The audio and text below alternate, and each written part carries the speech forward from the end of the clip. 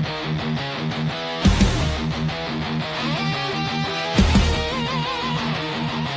the Blue Collar Breakdown!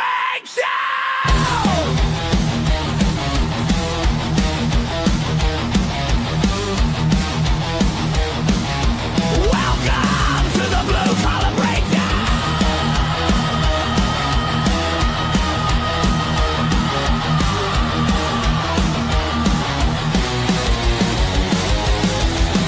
Starting right now!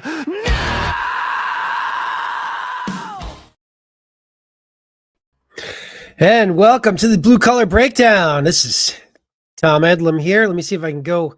Here we go. All right, you got more of me. The whole screen.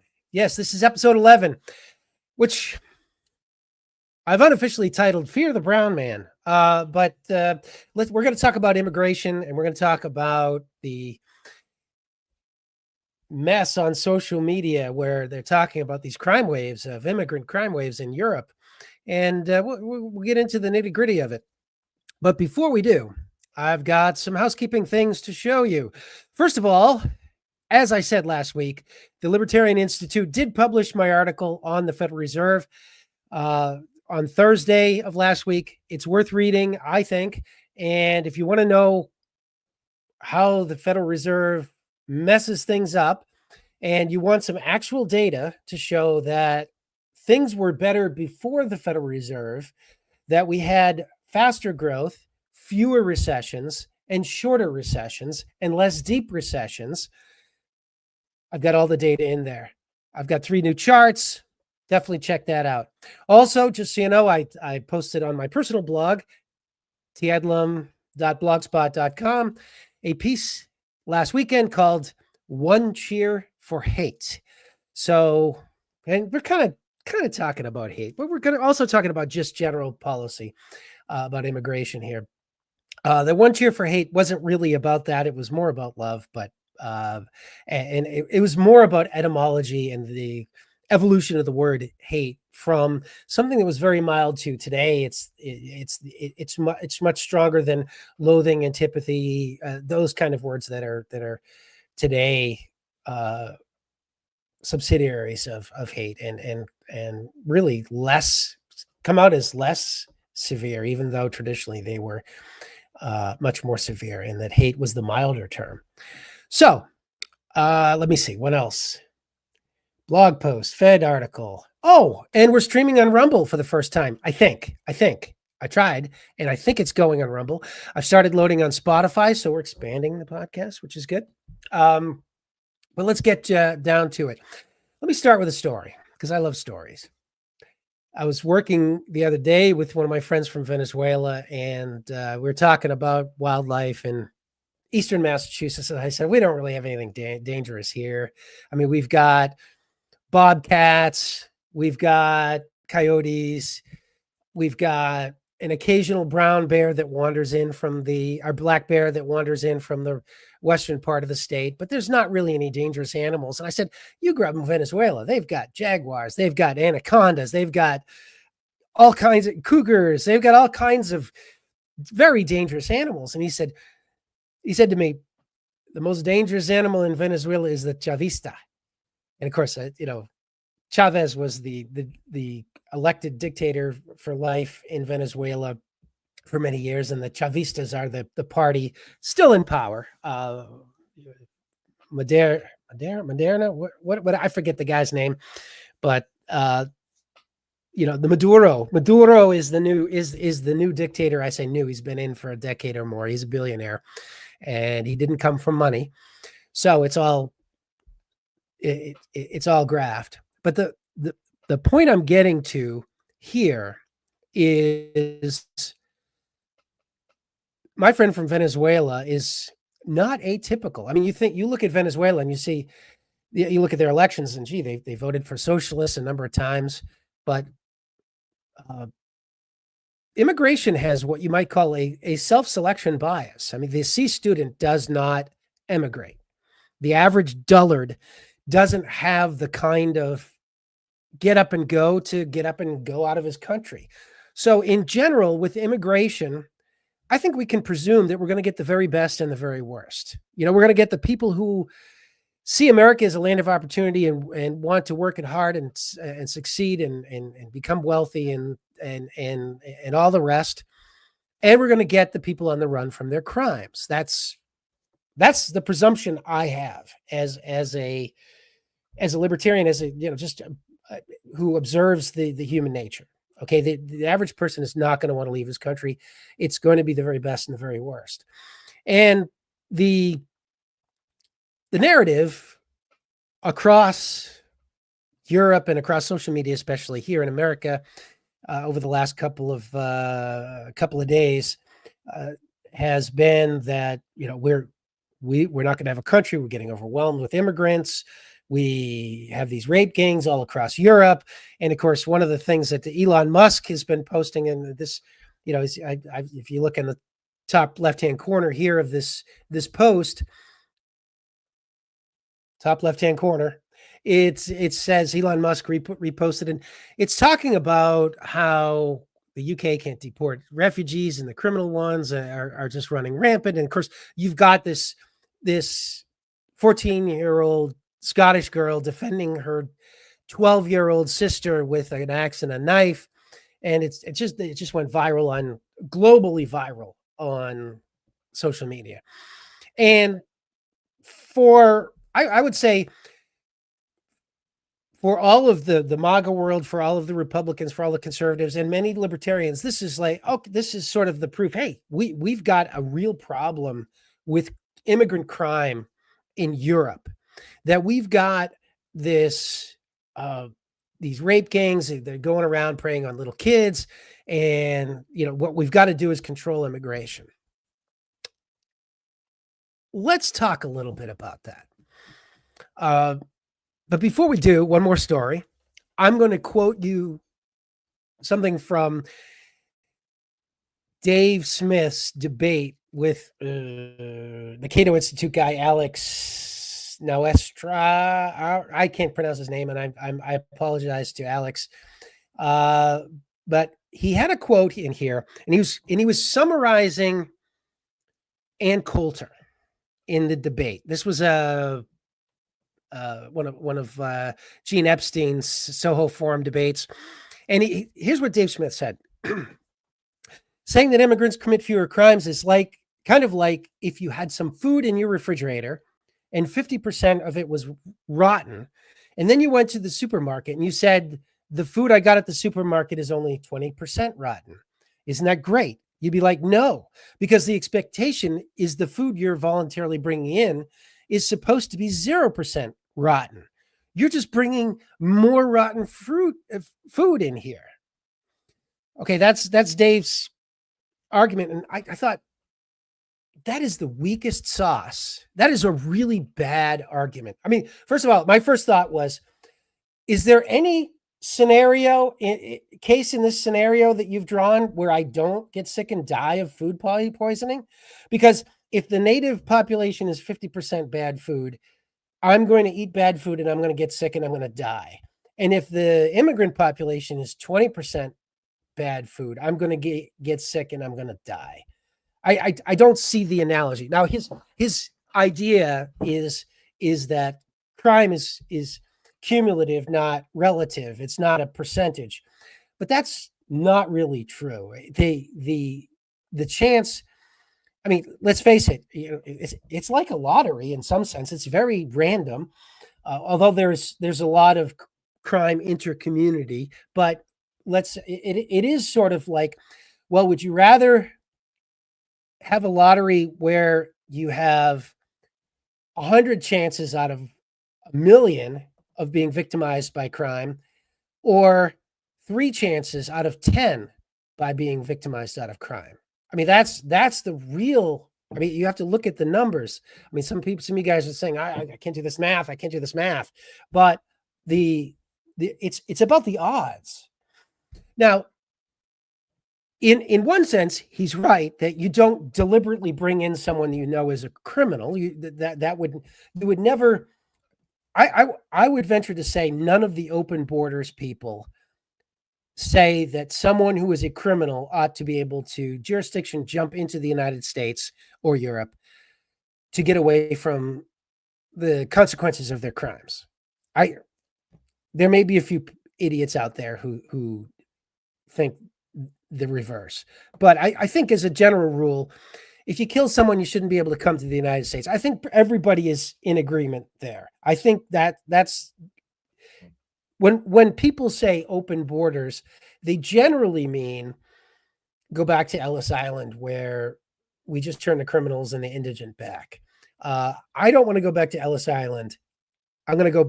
I'm going to cover that a little bit later, but let's talk about this criminal wave across Europe. And I think this is important because a lot of people are just thoroughly convinced that there's this huge, which there's a huge wave of immigrants, and many of them are from Africa, thanks to the breakup of Libya by our foreign policy. We destroyed Libya and it created this corridor from Central Africa north into Europe.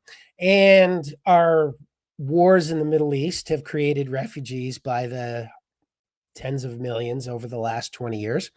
And they have created refugees that have, many of whom have come to Europe. And I would expect that, there would be some criminals among them, but a lot of people say, oh, wait a minute. These are usually they use the term military age men. Well, I mean, if you look at historical records of the United States, it's always military age men who come first because the military age men are the work age men. They're the same. 20-year-old man is a guy who's come over here to work from Ireland, from Dublin in 1875. And in 1975, 2025, it's going to be the same thing. These are always the first ones who come. The women and the children always come later. You call it chain immigration if you want. My grandmother came over in the 1920s. She was Swedish, and she was the ninth of 9 children. There were 10 total who came over from Sweden. She was the very last one. She was the youngest child. One child stayed over there in Sweden with my great grandparents, but my grandmother came over here, and she was the last one. She was the last of the chain migration that came to Massachusetts. So I mean, this is how it happens. But who came first? It was the military age Swedish men who came over. That's what happened, and they didn't come over to invade. They came over to work, and we fortunately didn't meet them at the border with axes and guns, but we gave them shovels and trowels and rakes, and they became prosperous in the United States. And Swedes definitely have become prosperous in the United States. Okay. Is the same thing happening in Europe, though? I mean, you've got these people from a culture, especially Africa is very different. Middle East is very different.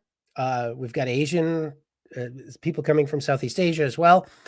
These are different cultures, and different cultures have different values. And I want to get into those values in a little bit. But are they bringing? Let's talk about the criminality first. Well, I went over to the British. Well, let me start with Germany because I've covered this for years. And one of the things that Germany has had Muslim immigrants since the 1980s. They've had they had Turks, actually 70s and 80s. There was a wave of Turks who came over to the to Germany, West Germany, and they had another wave in the early 2010s.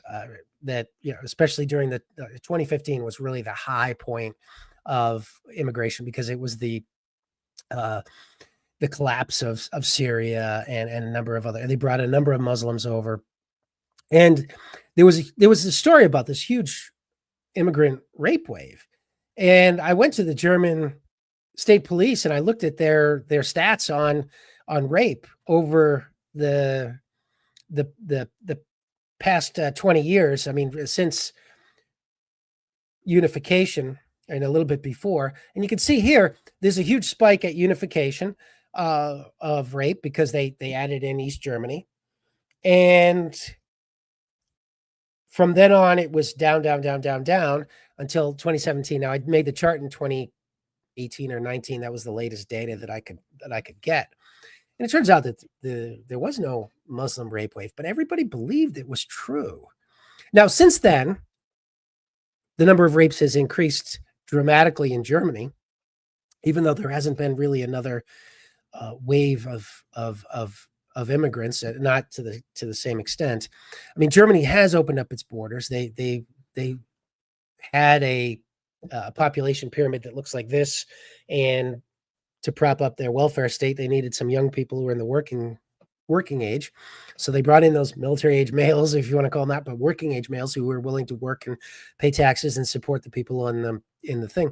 But what you see here is our falling rape rates. And so it was sort of counterintuitive. And I ran into the same thing at the time with Sweden. Sweden had a huge increase in the rate of rape, especially in 2005, 6, and 7. And it turns out it was blamed on immigrants from the Arab countries. Now, if you look at Sweden's rate of rape, it increased something like 1,500%. It was pretty close to 1,500% over from 2004 to 2015. So over 10 years, it increased 14 or 15 fold.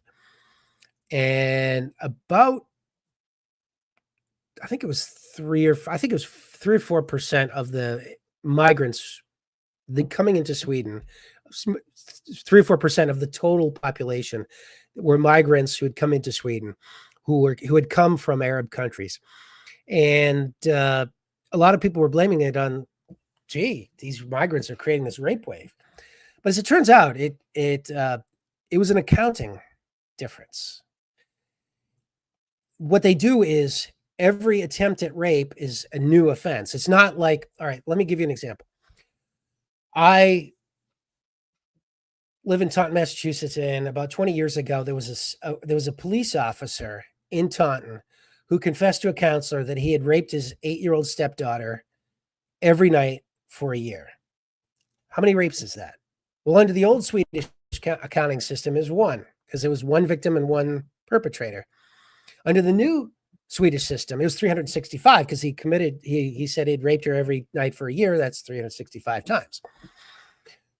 This is what happened in Sweden. Also, another change in Swedish law was that consensual sex could be considered rape if it didn't include a condom. And one of the most famous cases there was the founder of WikiLeaks, Julian Assange, who was accused of 2 counts of rape for having consensual sex, but not using a condom. So those would count as rape things as well. And what happened was, when you looked at the data, you found that these extreme examples disappeared. And the same thing happened in Norway. There was a case where all of the rapes in Oslo, in a particular, I think it was 2011, were by people of an immigrant background. And it turns out they were talking about a particular kind of rape. It was like forced rape or whatever. It wasn't all rapes, and there were only 5 cases. And it was only that 1 year that it was the immigrant population. If you looked at all rapes, they really weren't disproportionately represented.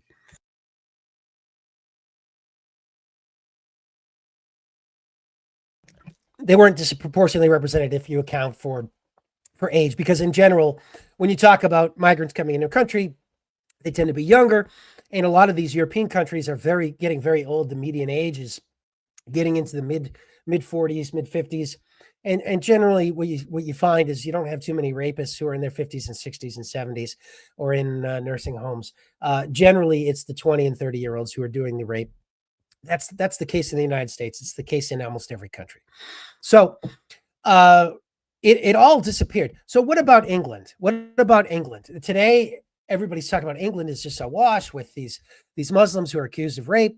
Well, I went to the English. Now, a lot of countries don't put out statistics on criminal arrests by demographic, by nationality. But England does to a certain extent.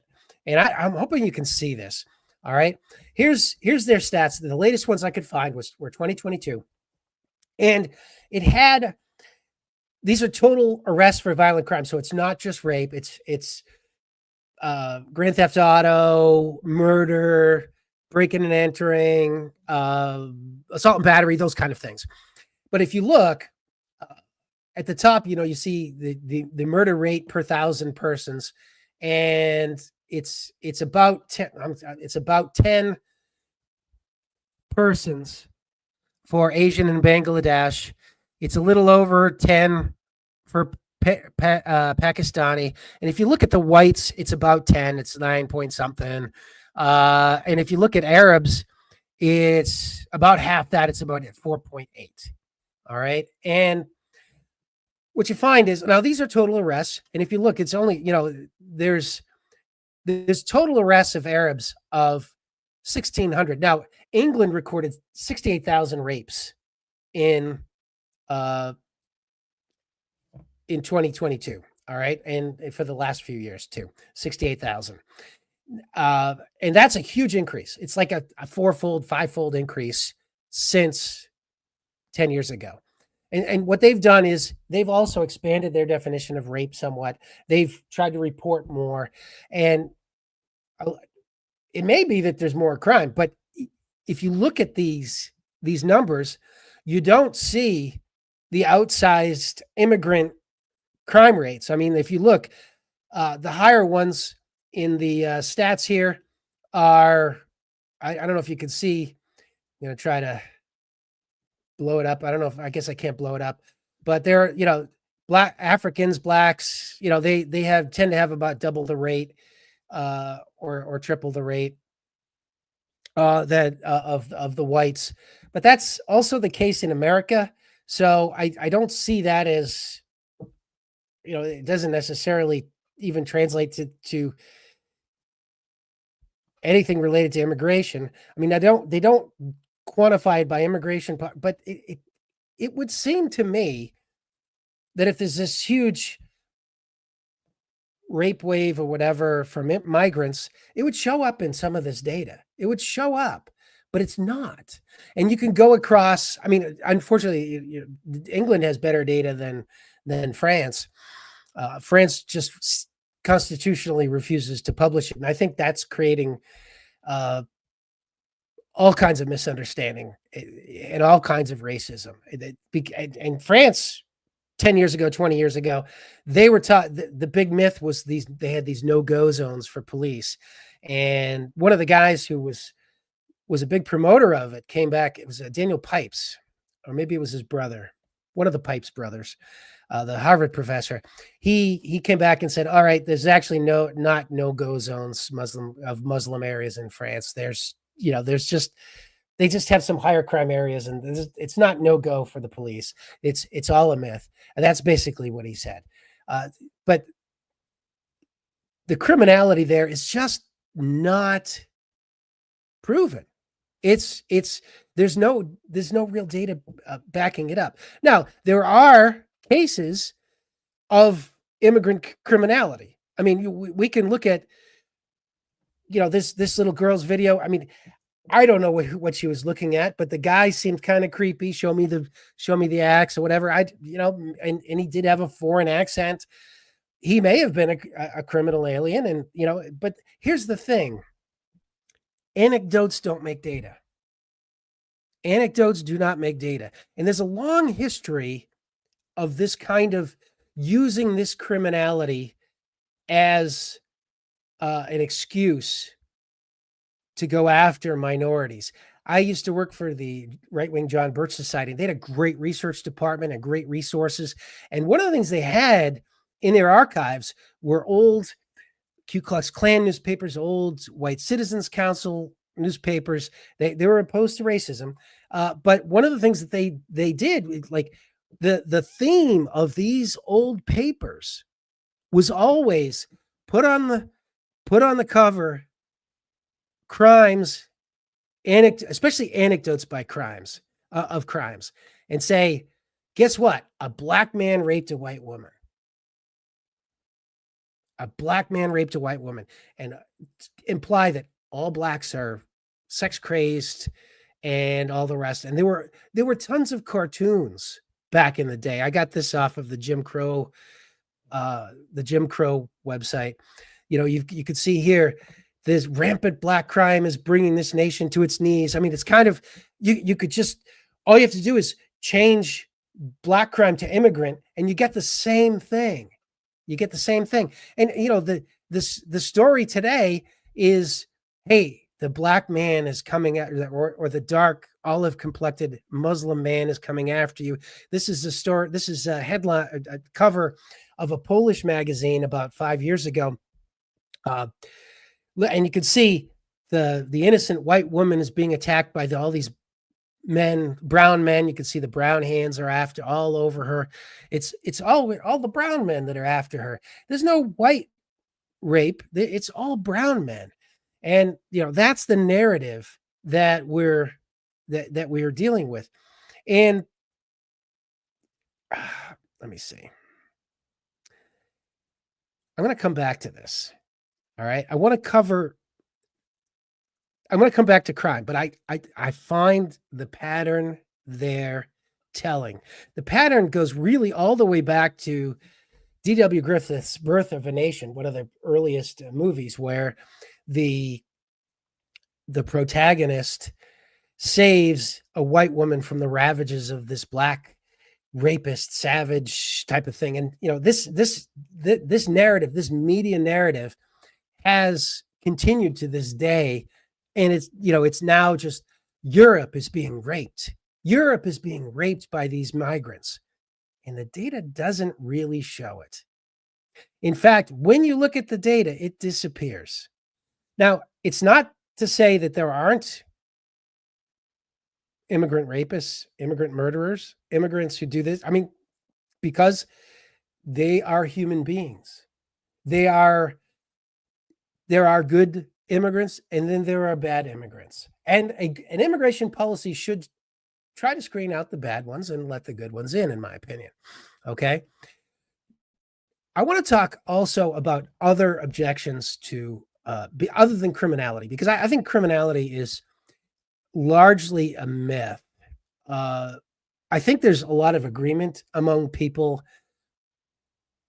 with regard to immigrants and screening out immigrants with a criminal record or who likely have a criminal record. I think both the immigration hawks and the open people who say they're open borders, I think they all agree, yeah, if a guy's a murderer, he shouldn't come to the United States. Or if a guy's a murderer in England, England should be able to screen him out. I think everybody's in agreement on that. But a lot of people say, well, what about the culture? You're bringing in these people, they don't have the same culture. And there are different cultures all around the world. And okay, the culture argument is one of the toughest ones because it's kind of like nailing jello to the wall or putting duct tape onto a cloud. It's really vague, and it can disappear from one thing to another. Some people might think, okay, well, why are we bringing Muslims in? Because I'm a Christian. I don't want Muslims in my country. I want more Christians in my country. Or some people might say, I want this Western heritage. I don't want people from the East here. I mean, they don't understand our culture of liberty. And then lastly, there's also people who are afraid of socialism or afraid of immigrants taking over and burdening the welfare state. Let's take those one at a time. Religion. If you're socially conservative, and I am, I'm personally socially conservative. I'm a libertarian, but I'm a churchgoer. I believe in God. I'm a family man. I've been married for 34 years. My body count, my lifetime body count is 1. All right. What when we look at immigrants from different countries and religion, if your concern to bring immigrants in is we want immigrants who are more religious, less likely to have more sexual partners, less likely to divorce, more likely to have an intact family. You want people from Spanish countries. You want people from Africa. You want people from Maybe not, maybe not parts of Asia because China is very atheistic, but for the most part, uh, if you look, there's online surveys of average body count by nation, or an average divorce rate by nation. Africa's much lower than certainly Western Europe. Africa is much, yeah, and so is Latin America. Yeah, if you want someone who's more likely to be a Christian, you want more immigration from Latin America, and you want less immigration from Northern Europe because they're more likely to be atheist. It's the Northern Europe is the most atheistic part of the world other than China. All right. Well, what about Western heritage? Don't we want like the West? We have this sort of Western culture, with literature and all the rest. But I've had people tell me straight faced, "Oh, well, we can't have someone from Argentina or Mexico to, come up. I'd rather have someone from Ukraine or Russia." I'm thinking that's Eastern culture. Western culture is Spanish culture. That's Spanish culture is West. That's European culture. What and certainly Argentina and Mexico are Western culture. I don't think that's really a good argument. Or our culture, our heritage of liberty. I mean, and you could do this a couple of ways. You could say, well, we don't want socialists. I mean, what about China? China, the Chinese people, they come from a communist state. We don't want them. But you know what? The Chinese government spends 38% of their GDP every year. The Dutch and the Danish spend 50% of their GDP every year. Their government spends 50% of their GDP. Which one's more socialist? All right. Or sometimes you say, okay, what about a heritage of elections? What about we don't want to have something like China doesn't have elections, but most countries seem to have elections these days. But Eastern Europe, they only started having elections in 1990 at the earliest. But you've got some Latin American countries that at least go back to the 80s. And actually, if you don't count the times when the American CIA engaged in all of these coups down in Latin America, they go back centuries of free elections. There's more of a heritage there in Latin America than there is in Eastern Europe, and yet most of the people who are saying, "Oh, this Western culture or heritage of liberty," they're okay with immigration from Ukraine or Russia or Estonia, but not so much from Latin America. And I'm thinking, that's not. And of course, all you have to do is think about, well, all right, compared immigrants today, almost every immigrant today has more of a heritage of elections than the immigrants of 100 years ago, 120 years ago, because they were coming from Bismarck's Imperial Germany or Tsarist Russia or Victor Emmanuel's King Victor Emmanuel's Italy. I mean, they never voted once in their election. They never had any history of democracy or anything in their life. And yet America survived massive immigration from those people in that time. And again, it's because they left their country looking for something else. There's that self-selection bias. Okay. I started out as sort of a law and order conservative. I've written a number of, I think probably more than one piece in favor of immigration. In fact, I know I've written more than one piece in favor of immigration, enforcing national immigration laws, up until about 2006. And in 2006 or 7, I was asked to by a private party. I'd been writing for the New American Magazine, which is part of the John Birch Society, and writing my pro-immigration hawk stuff. I was asked by a private party, hey, we want something more hard-hitting than what the New American's putting out. Would you do it? And I did a deep dive. I did a deep dive into immigration law and immigration, all the stuff that's going on with immigration. And one of the things I found was there were no immigration laws in America the first century of our existence.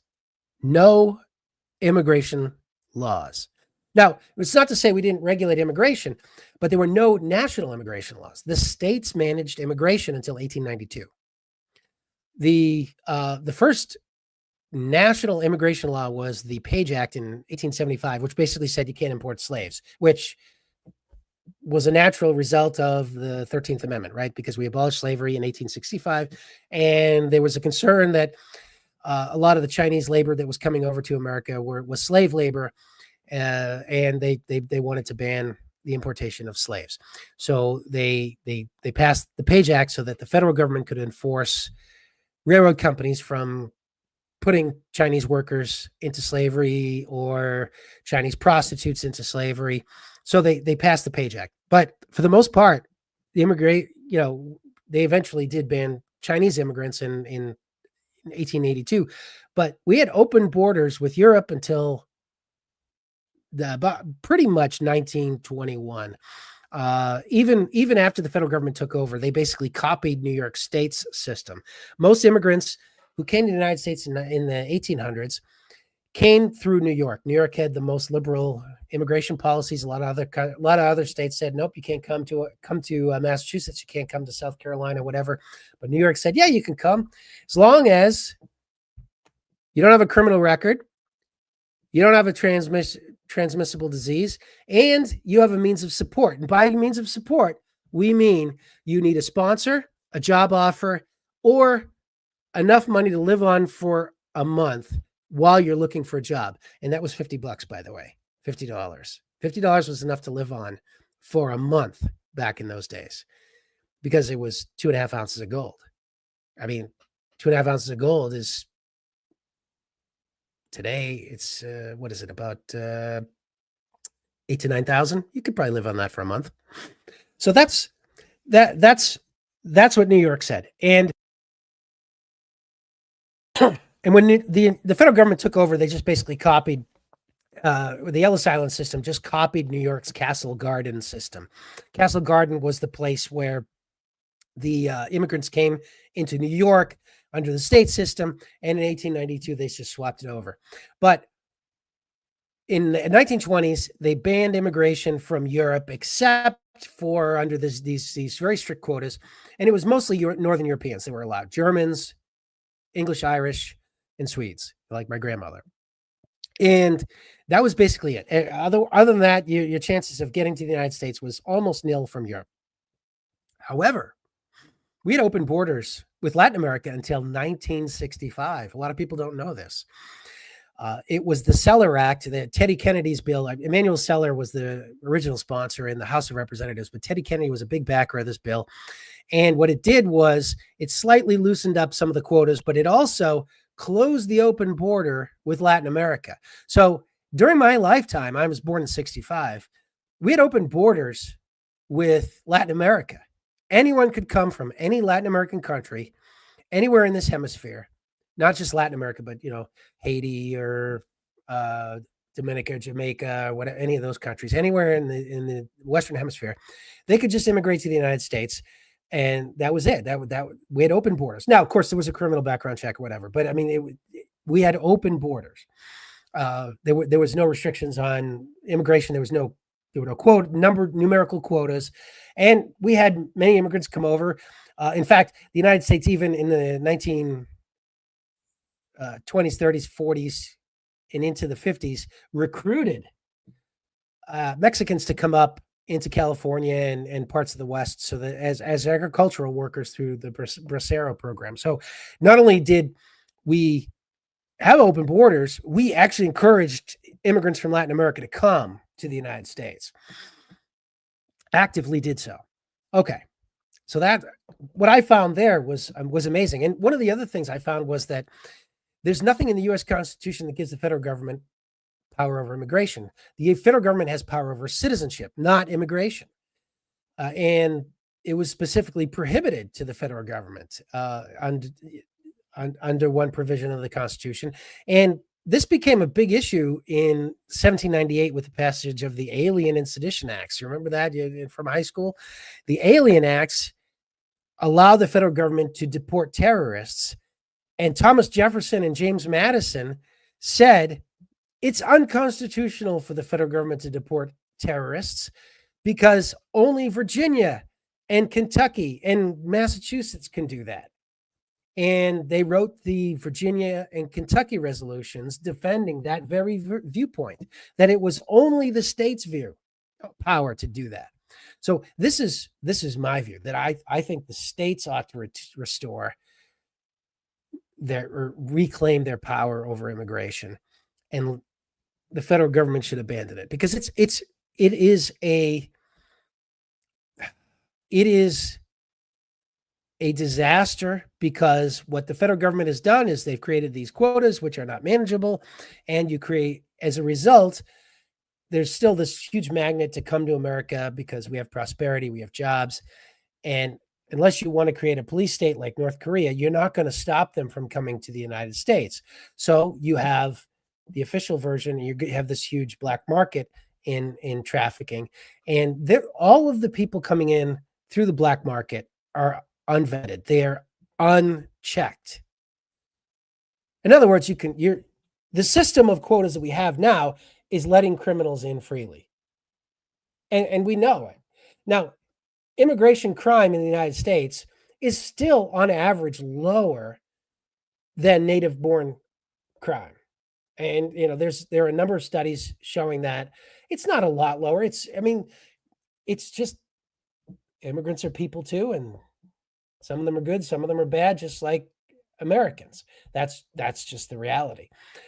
But what we could be doing better with immigrants by loosening up the quotas, and then checking the ones, stopping if you open up the front door, nobody's going to really need to come through the back door unless they're a criminal, and we can catch the criminals trying to come in the back door. That's what we should be doing.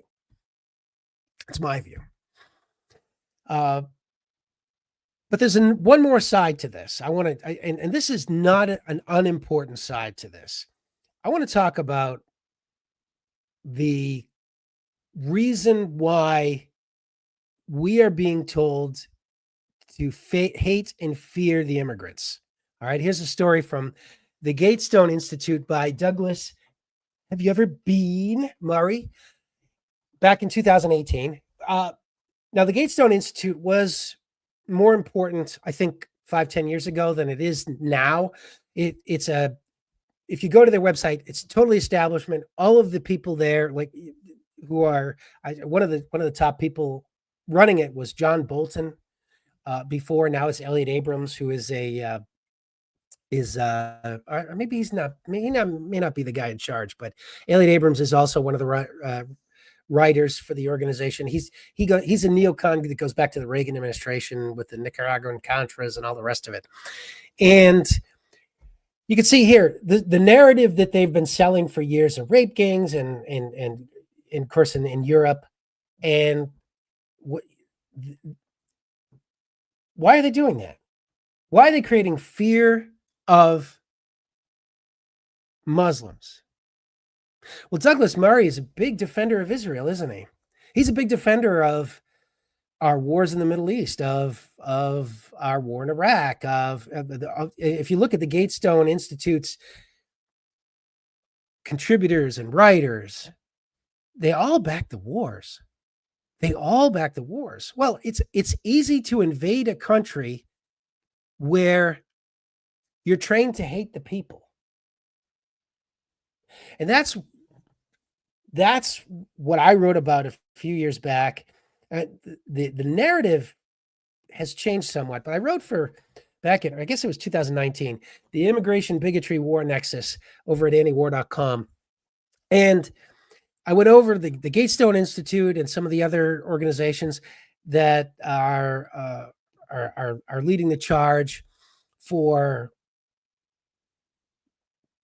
bigotry against immigrants, and at the same time promoting wars against these same countries where the immigrants are from. And they create the problem, right?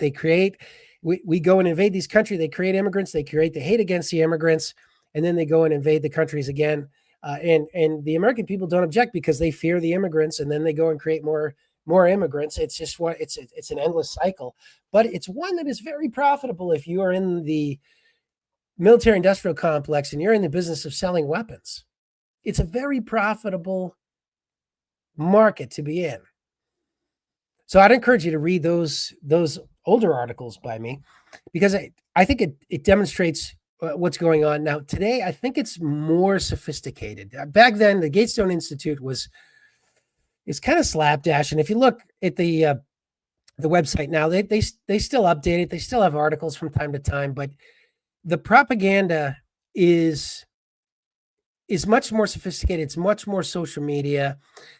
A lot of it's coming from Telegram. It's coming from CIA seated far right parties in Eastern Europe, and it's much more difficult to trace. Back 10 years ago, it was easy for me to say, look at the Gatestone Institute. Not the case anymore. It's much more difficult. But it's an old story of hating the immigrants and promoting the war. Hating the immigrants and promoting the war. The idea of going after immigrants is I joke about it at work sometimes. If something goes slightly wrong, I joke with my immigrant coworkers saying, "Oh, I'm just going to follow the great American pastime of blame the immigrant." But I that is the great American pastime. Blame the immigrant, blame the black person, whatever. I mean, you just cross out, change the victim. That's where we're at. But I would encourage my listeners, I mean, as I wrap up here, I'm running a little long. Read both sides. Read the things that I've written that debunk the narrative of these giant crime waves, because a lot of if you look at European crime rates, the ones that can be reported multiple times or exaggerated, those are the ones that are going up. The ones that you really can't exaggerate, like say murder, because you can't say there's been 1,000 murders if there's no bodies. All right. You can't do that. I mean, you need a body for a murder, right? Murder rates are going down in Europe, and they should. You know why? Because Europe is getting older. And just like old people don't rape as much, old people don't murder as much either. But here's the thing. Europe's going woke. And also there's the narrative of, or I should say the financial interest of police to make it out that the crime rate is much worse than it is so that they can hire more police. And the police unions love that. So there's all of these different motivations there combining to create this narrative mostly on social media. And it's not a narrative that's original. It's AstroTurf narrative that is being spread by legitimate, well-meaning people. But I would urge you, look, if you only read the propaganda and you don't read the other side debunking it, can't be helped. You cannot be helped. You will never advance. You will always fall for the propaganda. Read some of the stories that I published in this, that I referenced. They're in the show notes. And you'll find that, all this propaganda disappears. That, there is a financial interest in spreading fear of Muslims if if the foreign policy goal of the military industrial complex is more war in Muslim countries and more intervention in African countries to take their resources. That's where it's coming from. And I would urge you to just do that and take a look at that. All right, that's about it. I'm going to end there. I thank you for listening. Ask you once again, hey, support the podcast, buy me a coffee. And here is your unique Suno AI-driven but original song as my outro today. Good night.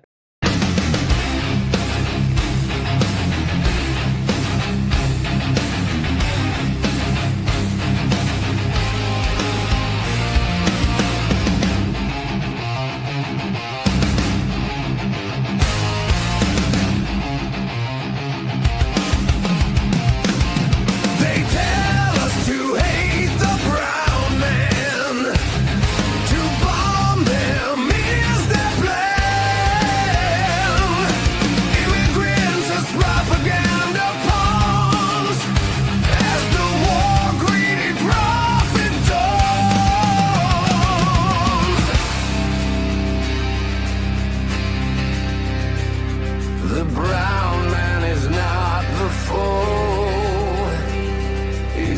just a regular Joe. Fear instead, the war profiteer, whose tool is fear. They tell us to hate